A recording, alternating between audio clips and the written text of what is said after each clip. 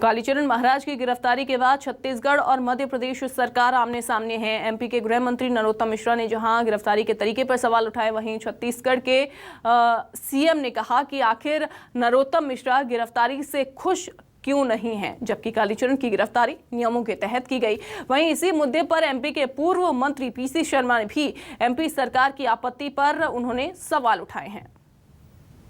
आपत्तिजनक है, हमें तरीके पर आपत्ति है छत्तीसगढ़ पुलिस के।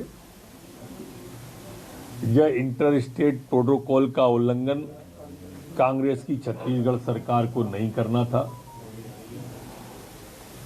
संघीय मर्यादाएं इसका बिल्कुल इजाजत नहीं देती हैं। उन्हें सूचना देनी चाहिए थी।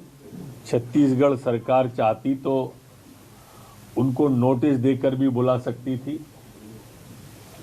मैंने मध्य प्रदेश के डीजीपी को कहा है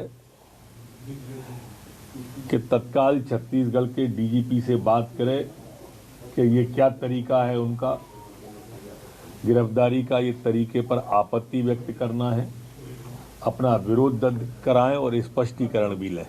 महात्मा गांधी जिन्होंने विश्व को शांति, भाईचारा, प्रेम, सत्य और अहिंसा, समानता का संदेश दिया, और ऐसे महापुरुष के बारे में कोई अभद्र भाषा का प्रयोग करे तो उनके खिलाफ कार्रवाई होगी। और छत्तीसगढ़ पुलिस ने ये कार्रवाई की है और उनके परिवार वालों को भी सूचना दे दी गई है, उसके वकील को भी सूचना दे दी गई है और 24 घंटे के अंदर में उसे कोर्ट में प्रस्तुत कर दिया जाएगा। पहली बात तो नरोत्तम मिश्रा जी ये बताएं कि महात्मा गांधी को गाली देने वाले व्यक्ति की गिरफ्तारी से वो खुश हैं या दुखी हैं।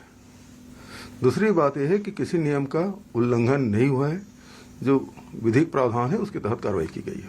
मध्य प्रदेश के गृह मंत्री ये कह रहे हैं कि छत्तीसगढ़ की पुलिस को मध्य प्रदेश की पुलिस से पूछना था या कालीचरण को नोटिस देके बुलाना था।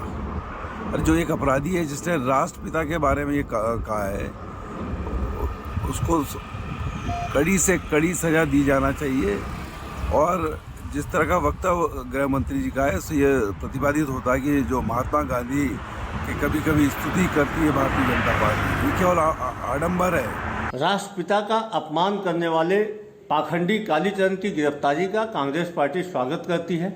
हम मुख्यमंत्री भूपेश बघेल को धन्यवाद देते हैं कि उन्होंने छत्तीसगढ़ के जनता के जन भावनाओं के अनुरूप, देश की जनता के जन भावनाओं के अनुरूप कालीचरण की तत्काल गिरफ्तारी के निर्देश दिए।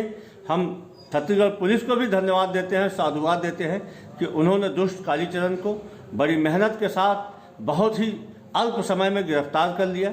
निश्चित तौर पर कालीचरण की जो जगह है जेल के सलाखों के पीछे।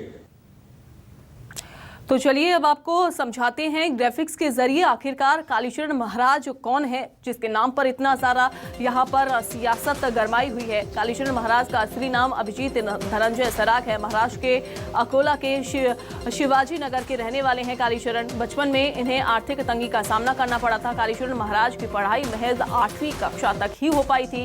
इनके करीबी बताते हैं कि इन्होंने धर्म ग्रंथों का गहन अध्ययन किया है। कालीचरण महाराज हिंदी भाषा के अलावा मराठी भी अच्छी तरह से जानते हैं। और ये भी आपको बताएं कि बचपन में इन्हें आर्थिक तंगी का सामना भी करना पड़ा था। कौन है कालीचरण महाराज, बता रहे हैं आपको।